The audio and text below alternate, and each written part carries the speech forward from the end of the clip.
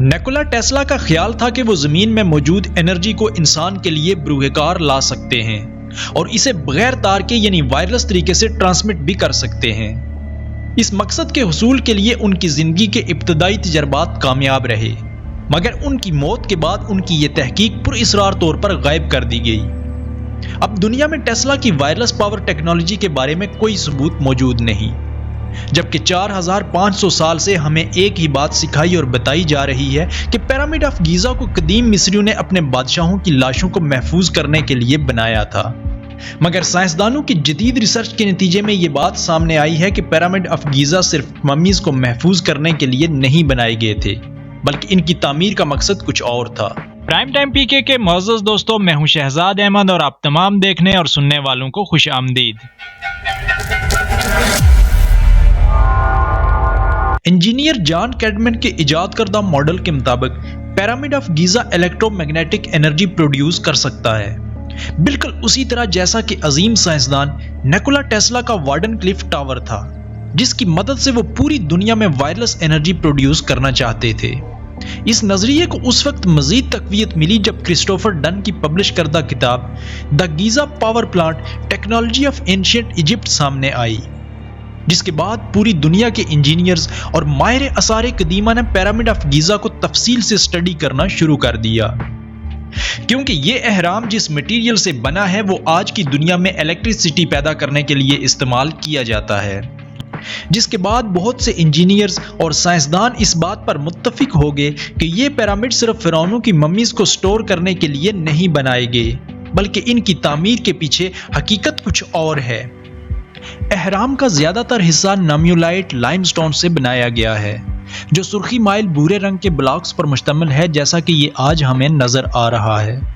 یہ تمام پتھر اہرام کے قریب وافر مقدار میں پائے جاتے ہیں، لیکن اس اہرام میں استعمال ہونے والا غیر معمولی مٹیریل ایسا بھی ہے جو مقامی طور پر وہاں دستیاب نہیں۔ اہرام کی بیرونی دیواروں کو سفید چمکدار لائم سٹون کی کیسنگ سے کور کیا گیا تھا، اور یہ پتھر اہرام سے تقریباً 500 میل دور ٹیورا کے مقام سے کاٹ کر لائے گئے تھے۔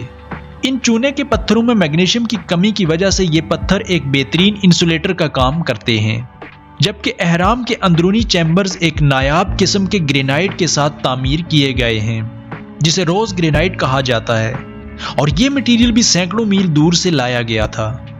اس گرینائٹ میں ہائی مقدار میں سلیکان ڈائی آکسائڈ پائی جاتی ہے، جسے کوارٹز کہا جاتا ہے۔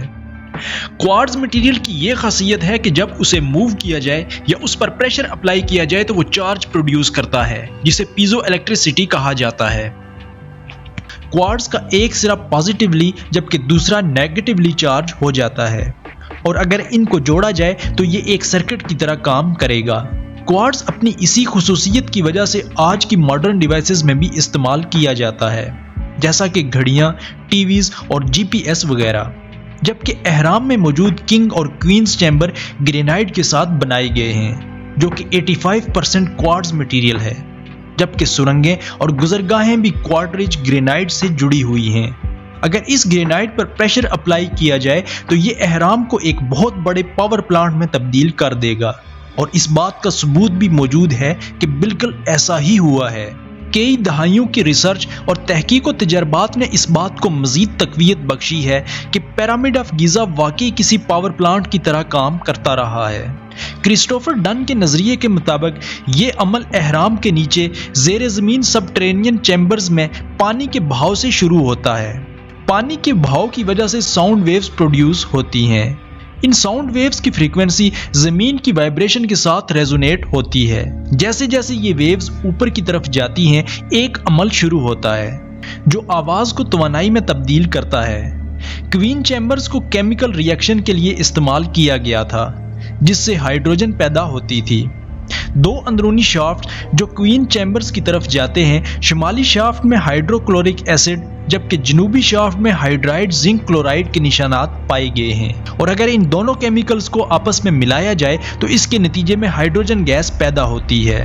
یہ گیس کوئن چیمبر کے افقی راستے سے ہوتی ہوئی گرینائٹ سے بنی ہوئی گرینڈ گیلری میں جائے گی۔ ہائیڈروجن گیس اس گرینائٹ کو کمپریس کرتی ہے، جس کے نتیجے میں بجلی پیدا کی جا سکتی ہے۔ اہرام کا بیرونی حصہ ایسے مٹیریل سے بنا ہوا ہے جو انسولیٹر کے طور پر کام کرتا ہے، جبکہ اندرونی حصہ ایسے مٹیریل پر مشتمل ہے جو بجلی کے لیے کنڈکٹر کا کام کرتا ہے، اور کنگ اور کوئنز چیمبر ایسے مٹیریل سے بنائے گئے ہیں جو بجلی پروڈیوس کرتے ہیں، جو اس نظریے کو مزید تقویت بخشتے ہیں کہ یہ اہرام کبھی پاور پلانٹ کے طور پر کام کرتا رہا ہے، بالکل اسی طرح جیسا کہ نیکولا ٹیسلا کا وارڈن کلف ٹاور۔ جیسا کہ 2 ستمبر 1897 کو نیکولا ٹیسلا نے اپنی یہ تھیوری پیش کی کہ 3000 فٹ کی بلندی پر موجود ہوا وائرلیس طریقے سے الیکٹرکسٹی ٹرانسفر کر سکتی ہے، اور اس تھیوری کو ثابت کرنے کے لیے نیکولا ٹیسلا نے وسیع پیمانے پر تجربات بھی کیے۔ اپنے ان تجربات کی کامیابی کے لیے اس وقت کے کروڑ پتی اور بزنس مین جے پی مورگن سے ایک معاہدہ بھی کیا، جس کی روح سے ٹیسلا نے انہیں فنڈز کے عوض کمیونیکیشن سسٹم بنا کر دینے کی حامی بھری۔ پھر ٹیسلا نے ان پروجیکٹس کو وسیع کرتے ہوئے وائرلیس بجلی پروڈیوس کرنے پر بھی کام شروع کر دیا، اور اس مقصد کے لیے وارڈن کلف نامی ایک ٹاور بھی بنوایا اور ثابت کیا کہ وہ واقعی تاروں کے بغیر بجلی ٹرانسمٹ کر سکتے ہیں۔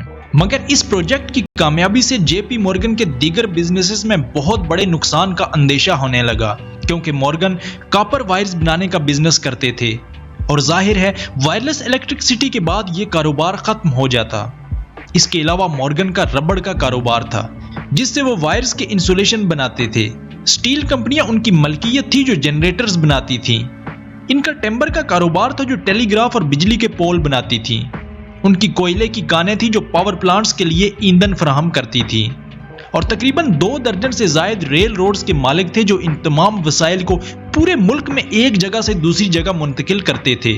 اور اگر ٹیسلا وائرلیس انرجی پروڈیوس کرنے میں کامیاب ہو جاتے تو جے پی مورگن کے یہ تمام کاروبار زوال کا شکار ہو جاتے۔ ان حالات میں جے پی مورگن نے ٹیسلا کو مزید فنڈز روک دیے، اور ٹیسلا کے حریف ایڈیسن اور مارکونی کو مالی طور پر مدد فراہم کی، اور ملک کے تمام سرمایہ داروں کو ٹیسلا کو فنڈز کی فراہمی سے منع کر دیا، اور 1915 میں ٹیسلا کو بلیک لسٹ قرار دے دیا گیا۔ بینکس کا قرضہ اتارنے کے لیے 1917 کو وارڈن کلف ٹاور گرا دیا گیا، اور اس منصوبے کو سکریپ کے لیے فروخت کرنا پڑا۔ یوں یہ منصوبہ کبھی مکمل نہ ہو سکا، اور ٹیسلا 84 سال کی عمر میں ہوٹل کے ایک کمرے میں انتہائی غریبی کی حالت میں فوت ہو گئے۔ ان کی موت کے 2 دن بعد ایف بی آئی نے MIT سے ایک الیکٹریکل انجینئر ہائر کیا، جس نے 3 دن تک ٹیسلا کے پیپرز کو دیکھنے کے بعد انہیں بیکار اور یوز لیس قرار دے دیا، مگر حقیقت میں ایسا نہیں تھا۔ ان پیپرز میں بہت قیمتی اور ویلیویبل معلومات موجود تھی۔ کرسٹوفر ڈن کی کتاب کے بعد دنیا بھر کے بہت سے انجینئرز پیرامڈ آف گیزا کو ٹیسلا کے وارڈن کلف ٹاور سے موازنہ کر رہے ہیں۔ ٹیسلا کا وارڈن کلف ٹاور 57 میٹر لمبا اور ٹاپ میٹل ڈوم 20 میٹر چوڑا تھا۔ اس ٹاور کے نیچے 36 میٹر کی کھدائی کروائی گئی تھی، جبکہ ٹاور کے نیچے 6 آئرن پائپ ڈرل کروائی گئی تھی جو ٹاور سے 100 میٹر نیچے گہرائی میں جاتی تھی۔ اب اگر ٹاور اور پیرامڈ آف گیزا کو اس تھیوری کے مطابق دیکھا جائے تو دونوں کا مقصد ایک جیسا معلوم ہوتا ہے، جو پانی کے اوپر تعمیر کیا گیا تھا، جس میں سے تانبے اور لوہے کی سلاخیں پانی میں نیچے تک پھیلی ہوئی تھیں۔ جب اس میں بجلی پروڈیوس کی گئی تو اس ٹاور کی مدد سے اس بجلی کو وائرلیس طریقے سے ٹرانسمٹ کیا گیا، جبکہ پیرامڈ آف گیزا بھی پانی کے اوپر بنائے گئے تھے، اور حال ہی میں وہاں تانبے اور لوہے کی سلاخیں بھی دریافت ہوئی ہیں۔ اگر یہ مان لیا جائے کہ اہرام کا ٹاپ یعنی کیپ سٹون سونے کا بنا ہوا تھا، تو اہرام کے اندر پیدا ہونے والی توانائی کو اوپر کی طرف کھینچ کر فضا میں ٹرانسمٹ کیا جا سکتا تھا۔ ٹیسلا کا وائرلیس پاور ڈسٹریبیوشن سسٹم بھی زمین کی وائبریشن کو استعمال کرتے ہوئے کام کرتا تھا، جیسا کہ پیرامڈ آف گیزا، اور یوں اہرام سے پیدا ہونے والی توانائی ٹیسلا کے وارڈن کلف ٹاور سے پیدا ہونے والی توانائی کی طرح لامحدود اور ہر انسان کے لیے فری آف کاسٹ تھی۔ لیکن جیسا کہ ٹیسلا ٹاور کو کچھ مفاد پرست قوتوں نے اپنے ذاتی فائدے کے لیے تباہ کر دیا، بالکل اسی طرح اس بات کا ثبوت موجود ہے کہ 1990 میں پیرامڈ آف گیزا کو بھی اندر سے تباہ کر دیا گیا تھا۔ گرہم ہینکاک اور رابرٹ شاک کا ماننا ہے کہ یہ اہرام تقریباً 13,500 سال پرانا ہے، اور قدیم مصریوں نے یہ اہرام تعمیر نہیں کیے، بلکہ یہ اہرام ان سے بہت پہلے کے یہاں موجود تھے۔ مصریوں نے ان اہراموں کو دریافت کیا اور انہیں استعمال میں لایا، جس کا مطلب یہ ہے کہ ہزاروں سال قبل یہاں ایک جدید تہذیب موجود تھی جو لامحدود توانائی پیدا کرنے کی صلاحیت رکھتے تھے۔ شمسی پلازما اور تابکاری کے اثرات نے کرۂ ارض پر زندگی کو بری طرح متاثر کیا، اور بہت بڑی مقدار میں گلیشیئرز کے پگھلنے، اور ایک عظیم سیلاب کے آنے کی وجہ سے یہ تہذیب دنیا کے نقشے سے ہمیشہ کے لیے مٹ گئی۔ امید ہے آج کی یہ ویڈیو آپ کو ضرور پسند آئی ہوگی۔ حاضر ہوں گے ایک نئی دلچسپ اور معلوماتی ویڈیو کے ساتھ، تب تک اجازت دیجیے۔ اللہ حافظ۔